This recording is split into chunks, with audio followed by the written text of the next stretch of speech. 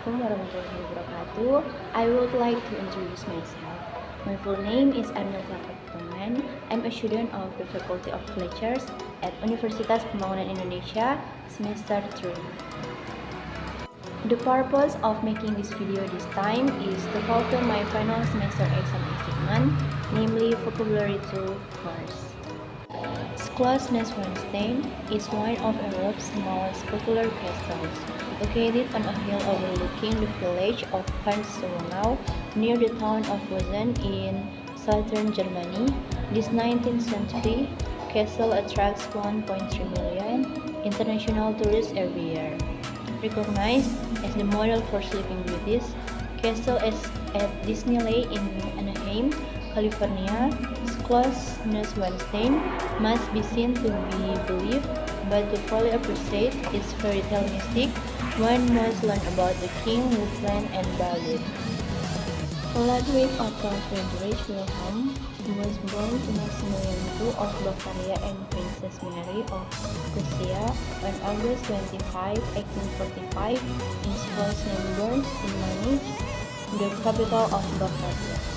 His brother Otto was born 3 years later.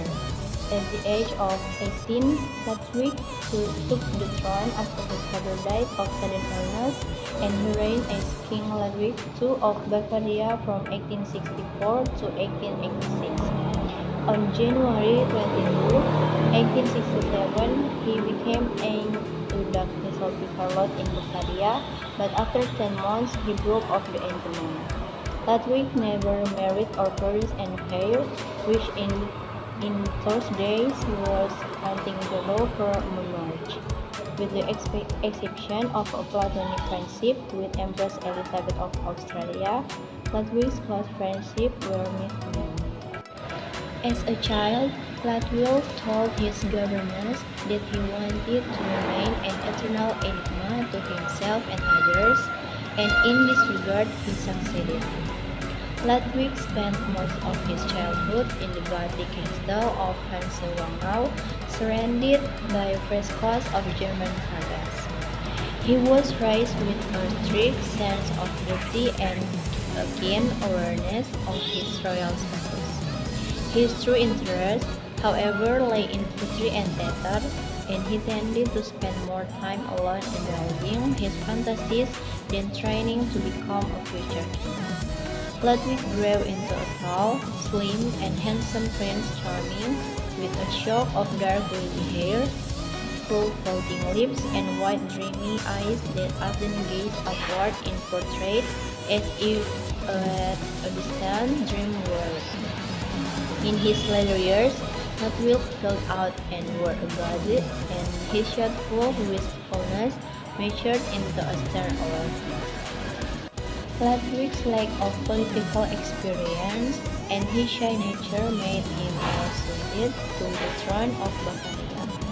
In 1866, 2 years after his coronation, Ludwig experienced a humiliating defeat when he was forced into an alliance with Prussia against Austria. Feeling himself a mere political underling to his uncle, the King of Prussia, Ludwig began to pay more attention to his personal interests than to his duties. He was an enthusiastic fan of the composer Richard Wagner. 3 months after becoming king, Ludwig invited Wagner to court. Despite the ups and downs of their lifelong relationship, Ludwig sponsored Wagner lavishly and saved him from financial ruin. He also established Munich as the music capital of Europe. Ludwig believed in a holy kingdom created through the grace of God, and he identified with larger-than-life heroes of Middle Age sagas and legends. To turn his fantasies into reality, Ludwig built beautiful castles, which strangers were not allowed to enter.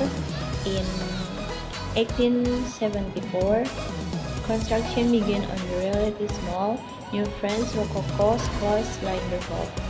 The Baroque Royal Palace of Residency began in 1878 and modeled on the plateau. The first palace was built on Skynet Island in Lake China Sea.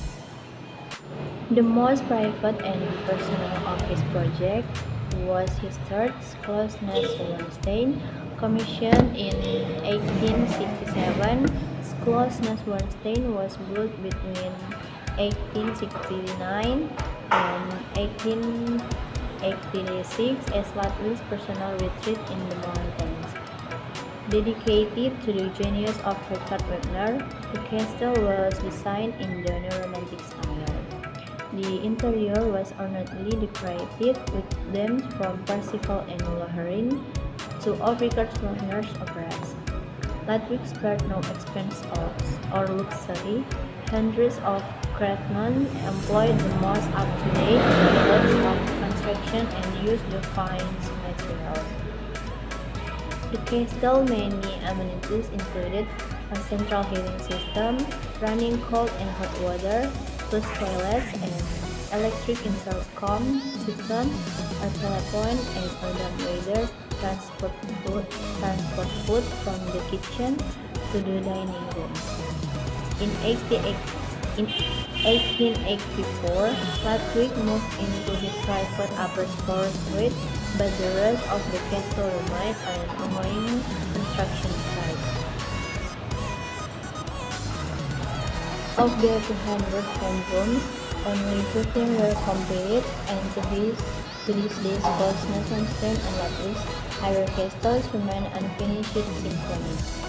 When Ludwig's personal finance went dry, he borrowed heavily from foreign banks. Despite his mounting debt and contrary to the advice of his financial ministers, Ludwig took on more known projects, such as Byzantine Palace in the Graswangtal and China's Summer Palace in Tyrol.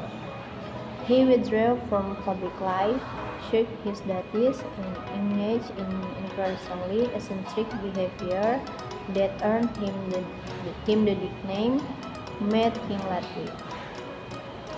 In 1875, he began sleeping during the day and being active at night. He traveled in elaborate coaches and sleighs, and he dressed in historical costumes.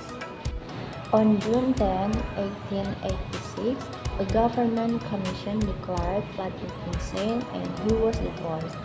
On June 12, he was taken into custody and transported to Castle Burg on Lake Hamburg.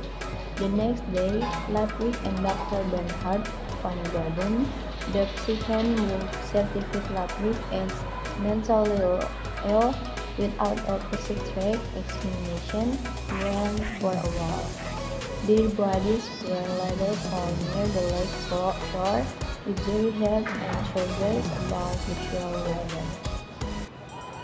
Despite the fact that Ludwig was known to be a strong swimmer and no water was found in his lungs, his death was recorded as a suicide by drowning.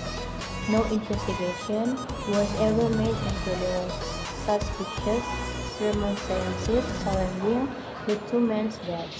Ludwig II was interred on June 19 in the street at Smashkow's Church in Munich.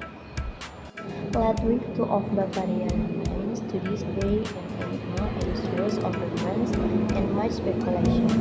The subject of biographies and movies, he has become an idealized and tragic figure, much like a character in a Gothic romance novel. One can come to various conclusions about the man, but there is no doubt about his legacy. 7 weeks after Ludwig's death, Schloss-Neuschwanstein was opened to the public, and since then, it has become a national treasure. Every day of summer, an estimated 6,000 visitors pay a €12 admission to tour Ludwig's private quarters.